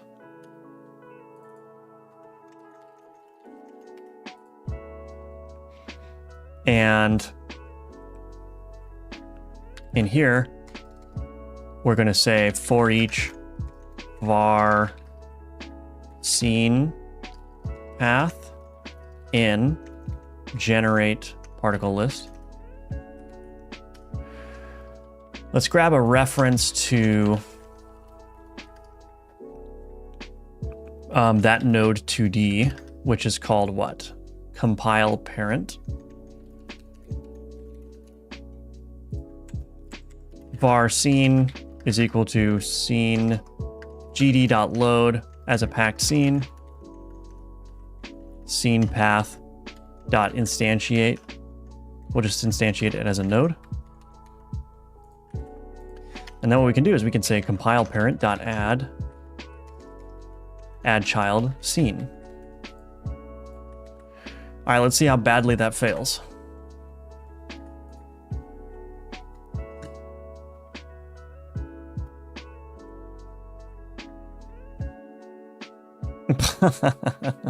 Look at that. Okay, so everything's going crazy. So that's obviously not going to work. So I'm going to have to get more granular than that. And what I'm going to have to do probably is check if, or grab all of the nodes that are just particles.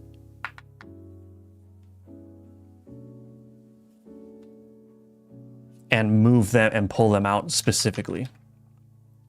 So get children of type GPU particles 2D. Scene dot remove child node. Let's call this child. Child. Compile parent dot add child. And then we're going to do if scene is GPU particles 2D. We're going to do scene dot remove and queue free children. And then we're going to say compile parent dot add scene. So this is going to handle the case where the root node is a particles 2D. And then we're going to say else scene dot queue free. All right, now we need to do one other thing, which is to say child.emitting is equal to true. And we're going to turn the child.oneShot off as well. Just so that we're sure that it's going to be emitting here. And I might even move this over a lot more to negative 8,000. All right, let's see if that works.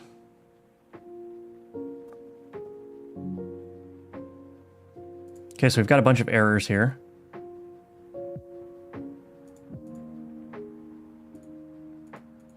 Oh wait, maybe not.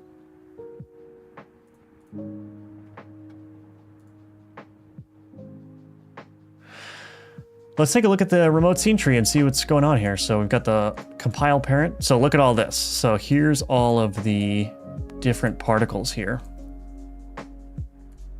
And you can see that they're all emitting. And I bet you, let's see if I can move the camera. So if I select the camera here and I just go over, if I zoom the camera here, is this going to work?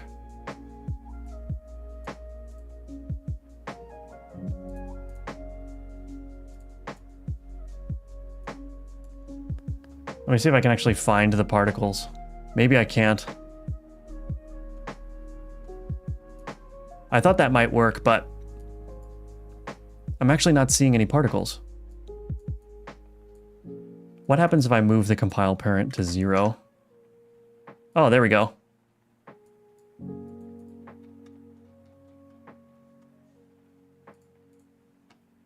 So basically this is what you end up with. So this is what's happening off screen, is all the particles of the game are being run for a little bit. And then that means that they're going to be precompiled and cached so that when they appear in the game, there will be no hitches.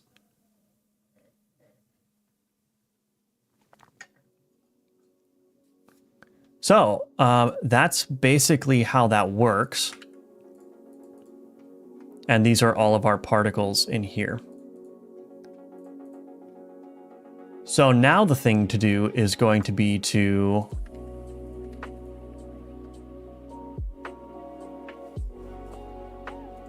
queue free that after this has all been done, which I think it may be enough just to do this, compile parent.queueFree, because I think as soon as it's added to the scene tree and it's emitting, it'll be compiled. And that means that as soon as it's added, we can just queue free the whole thing. So let's see how that looks.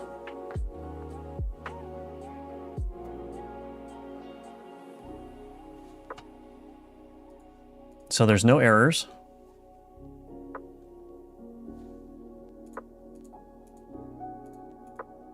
There's a couple of warnings here. Why is there warnings?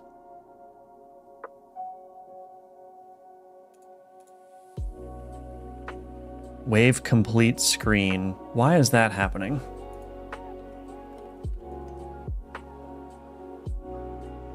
Oh, that's fine because it's instantiating everything. Right, okay. So now that I've done that, one thing I can do is I can look at my monitors here and I can take a look at my orphan nodes, I think. Orphan nodes. So I have one orphan node. So the question is, why is that happening? Why do I have an orphan node? So an orphan node is basically a node that's hanging around in memory, but is not owned by anything.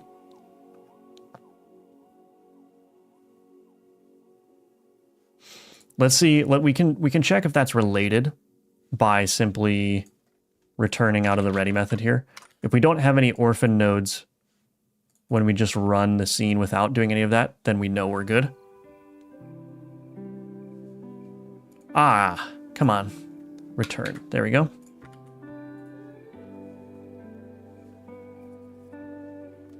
Okay, so let's go back to the monitors here.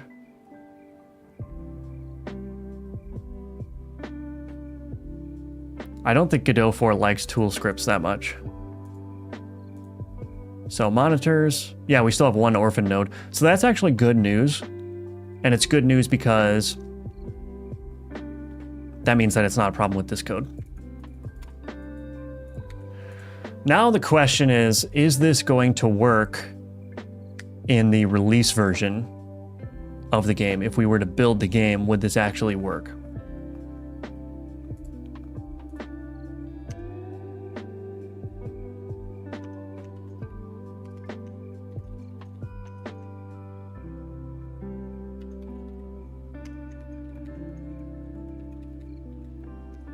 So first I'm going to make this change to the main scene. And I'm going to put this compile parent back to -8,000. Actually, I guess I don't really need to do that. Since this color rectangle sits on top, I can even change the Z index.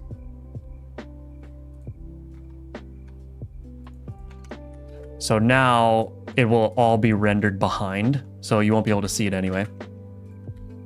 Okay, cool. So there's our loading game screen. So let's go to project settings, config, run. So I'm going to change this to loading game screen, like so. And then let's see if that works.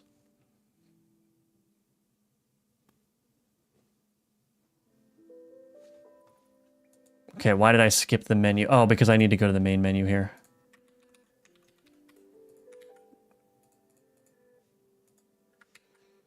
So this would actually be scenes UI main menu.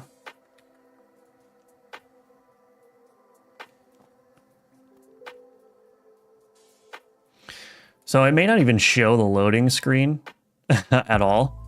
I don't even know if I need that text because it's generally going to be pretty fast.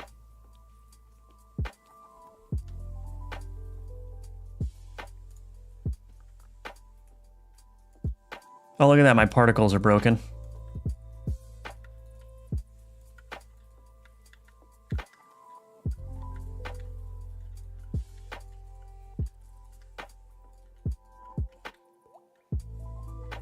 So my particles are white now. That's not good.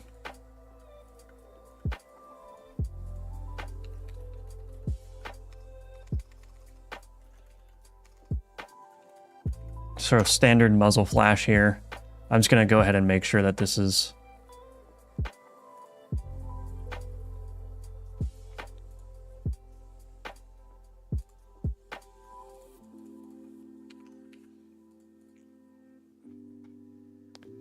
I don't know why these are... Oh no, that's not good. Oh wait, was it? I guess it wasn't the standard muzzle flash, was it? I think it was the moss muzzle flash instead. So I gotta fix that. So we'll go and fix it.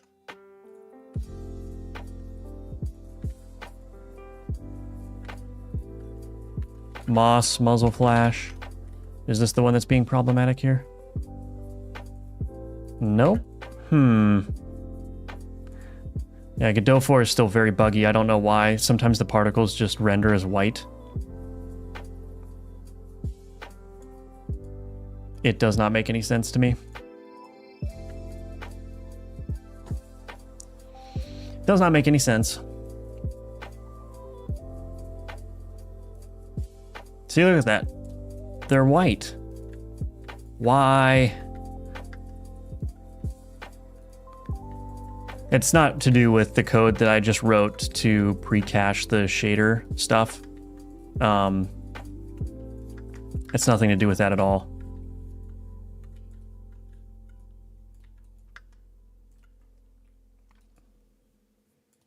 Because this happens quite regularly. And it's just not fun. Oh, look at that.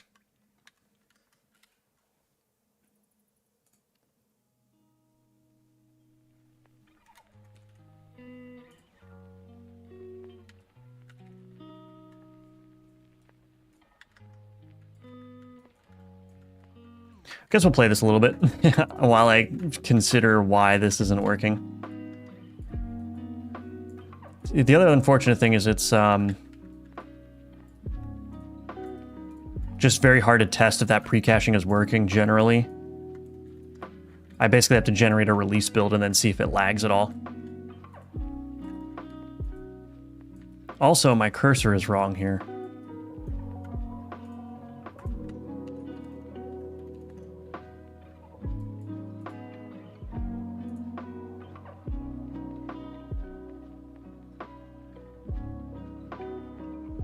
So I don't know what's up with that. Oh, there's so many bugs to fix. So yeah, I think what I'm gonna do for this loading screen is maybe I'll just hide the label for now. I'll see how it looks in the release version. If it takes a noticeable amount of time to load, then I'll put that back. Might even be, maybe it'll even be worthwhile to just add a short delay. So async await this dot timer 0.1 maybe, just to give it some time to render.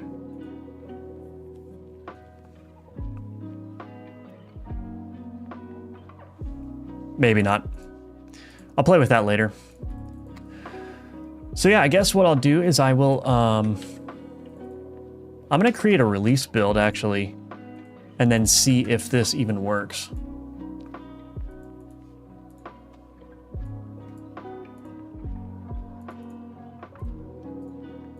So I'm going to export this one. Let's export it here. Do I want to overwrite it? Yes. And then I'll just go ahead and run it from my folder and see if it works. I had a huge problem with GPU Particles 2D recently. They wouldn't load normally and would often load white. That's what I'm having too, yeah. It was a game jam, so I just changed them to CPU Particles. Yeah. Yeah, I think the Vulkan rendering is still very buggy, which is unfortunate. The good news is that if I'm able to like get it to render as non-white and I export the game, it seems to be fine. So let's see. So this is the release version of the game. Turn these down.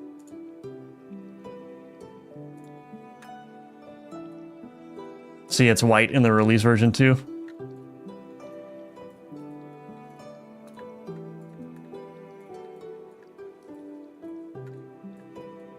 So that's unfortunate. I just gotta figure... Oh wait, are the blood impacts? Yeah, the blood impacts are white too. Yeah, I don't know what's going on here. I haven't found a rhyme or reason to it, and I don't even know what the solution is. I usually just play around with the particles until they fix themselves. But generally speaking, this is feeling pretty smooth. I think perhaps...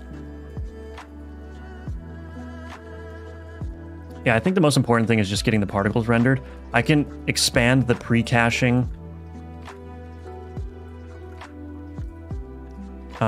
Actually, what I want to do is I'm going to run this from a terminal here and see what's being logged. So this is another thing you can do. You can run it from a terminal like so, and then you'll get a bunch of logs. So you can see these logs. Assigned member GPU Particles 2D. This is a log from my source generator, but this means that the loading screen was working properly and there's no errors here. So that's really good. So that means that I actually don't need to pre-cache the result. I can just, when the user starts up the game, iterate through all of the scenes, find the ones that have the sub-resource types of particles, and then just instantiate those. Maybe if the game becomes big enough and there's like hundreds and hundreds of scenes, that won't be such a good thing to do. So it might still be a good idea to pre-cache it, but I think it's probably acceptable. Even if it adds a second of loading time, which I don't think it will. Should be fine.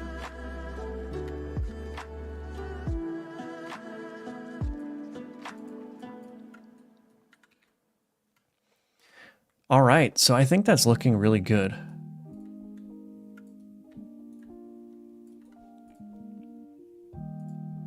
So my load game screen here, I'm actually going to remove this because I don't need any of that. It'll just be a black screen.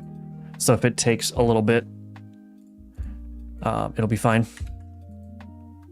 Let's put the compile parent in the middle of the screen somewhere just to make sure that it is in the user's view.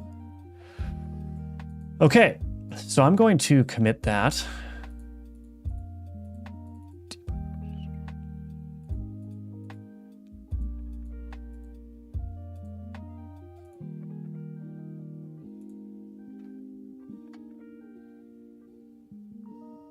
Cool.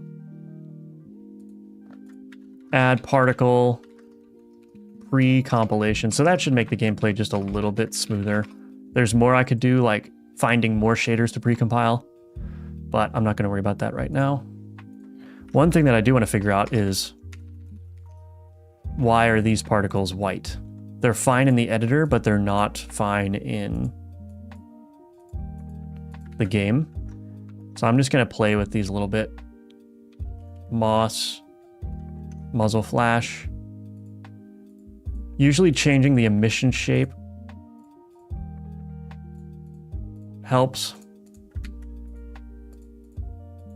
I don't know if it causes a recompilation or something, but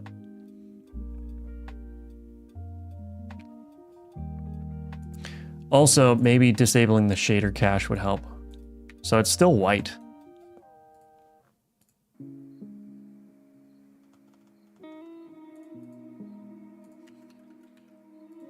So maybe if I can get rid of the shader cache here.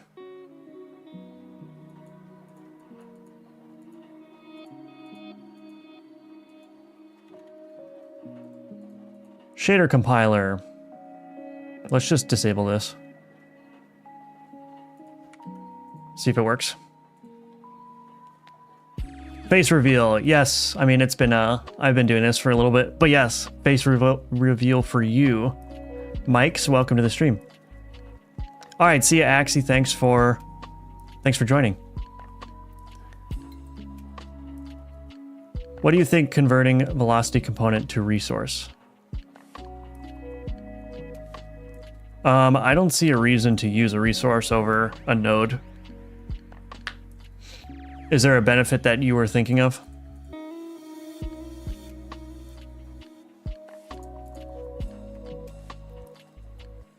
Still white. Yeah, I don't know what's going on here.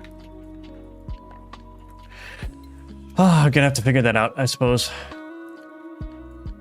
I would use the compatibility renderer, which seems to render particles more consistently, but it also throws a bunch of errors, and it doesn't render some things correctly, so.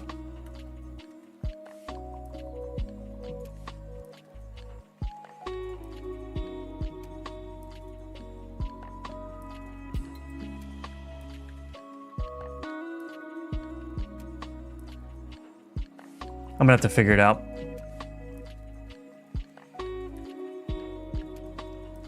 All right, well, let's just play through the game while we're here. Might as well.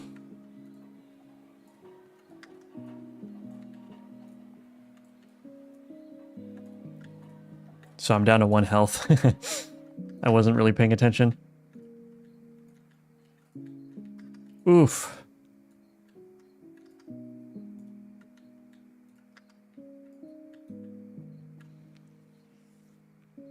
Okay, let's see what we got going on here. Let's do the increased health. I definitely need that. Let's take that one. Oh, I lowered my DPS, but I think that's fine.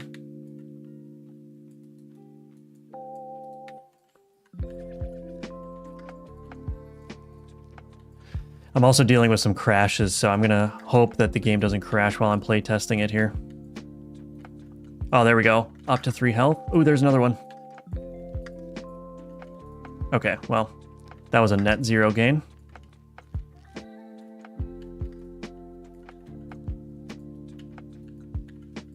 Jeez. I think I'm gonna have to play with the difficulty. The first level is a little bit too difficult, I think.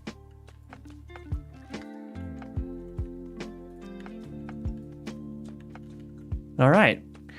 So what do we got going on for our build here? We need to upgrade this right gun here.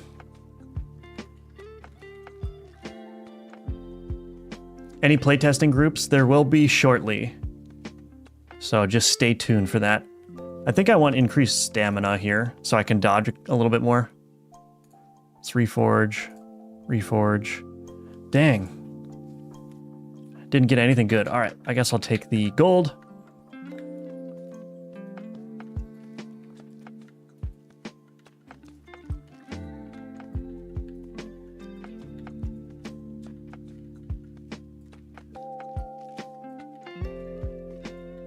Oh, spiders are here now.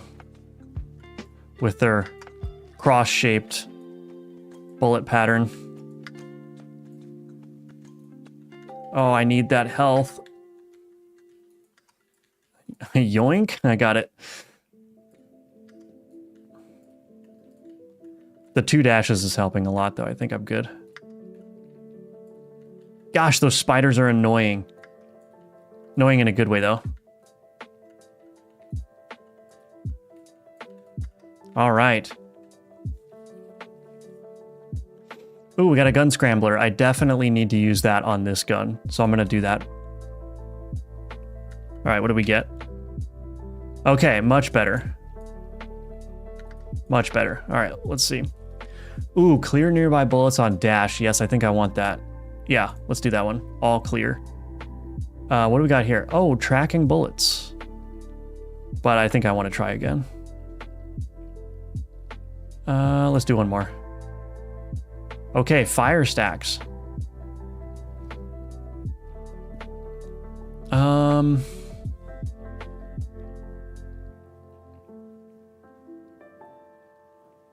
I think I'll just take the gold again.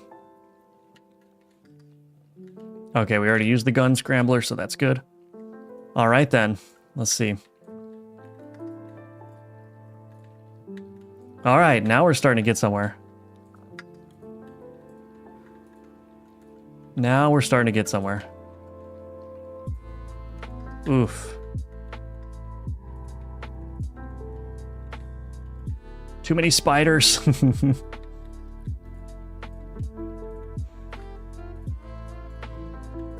Ah.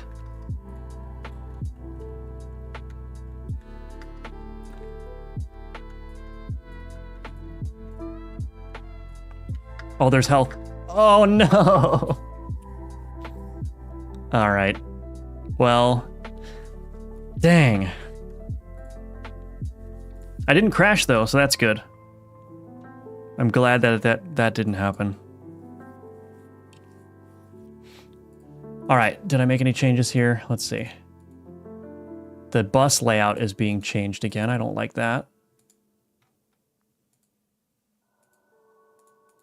What changed here? Oh, yeah, the shader cache being disabled didn't help either, so. Anyway, cool. All right, well, that'll be it for the stream today. Thank you all for watching. Got a lot done. The demo is getting closer and closer, so if you want to be notified when the demo releases, you could subscribe to this YouTube channel, follow me on Twitter, and also sign up for my newsletter at firebelly.com. I will be sending out the announcement of the demo to all those places. So if you're following at least one of those, you should have it. And then, of course, you can wishlist Gunforged. The link for that is in the description below. That would help me a lot if you would do that. And yeah, you could also check out my Udemy course for Godot 4 if you want to learn how to build a game in this engine. So that's everything. Thank you all for watching and hanging out and chatting. And yeah, I can't wait to give you guys the demo. So we're getting there. All right. Have a good day, everyone. And I will see you in the next video or stream.